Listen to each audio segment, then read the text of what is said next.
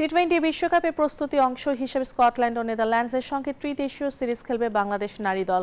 আসন্ন এই সিরিজগুলোতে ভালো খেলে বিশ্বকাপের প্রস্তুতি নিতে চান স্বর্ণা আক্তার।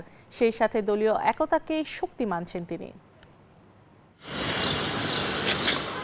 টি-20 বিশ্বকাপের বাছাই পর্বে অপরাজিত চ্যাম্পিয়ন হয় বাংলাদেশ দল। টুর্নামেন্টে 6 ম্যাচে সবকটিতে জিতে টাইগার্সরা।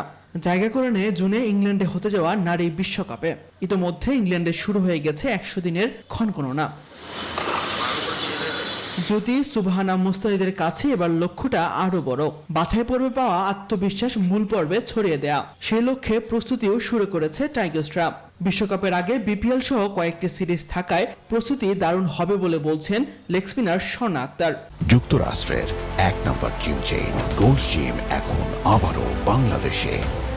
বসুন্ধরা আবাসিক এলাকা ও বসুন্ধরা সিটি শপিং মলে। সামনে যেহেতু আমাদের বিপিএল আছে আর সামনে আমাদের একটা লক্ষ্য আছে, আমাদের জুন মাস থেকে হচ্ছে বিশ্বকাপ। সো সামনে এর আগেও একটা সিরিজ আছে, শ্রীলঙ্কা সিরিজ আছে আমাদের হোম, অ্যান্ড হচ্ছে আরও একটা আছে থাইল্যান্ডে মেবি। সো আমরা ওইভাবে প্রিপেয়ার হচ্ছি। বাছাই পর্বে দুর্দান্ত বোলিং করেছেন স্বর্ণা আক্তার। বিশ্বকাপের মূল পর্বেও কোনো লক্ষ্য আছে কিনা তা গোপন রাখতে চান তিনি।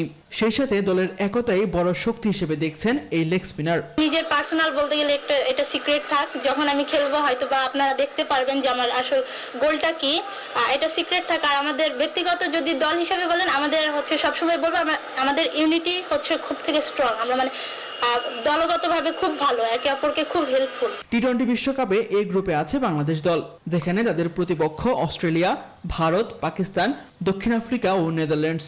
14 জুন ডাচদের বিপক্ষে ম্যাচ দিয়ে শুরু হবে টাইগার্সদের বিশ্বকাপ যাত্রা। তাসবিহ শাওন, নিউজ 24।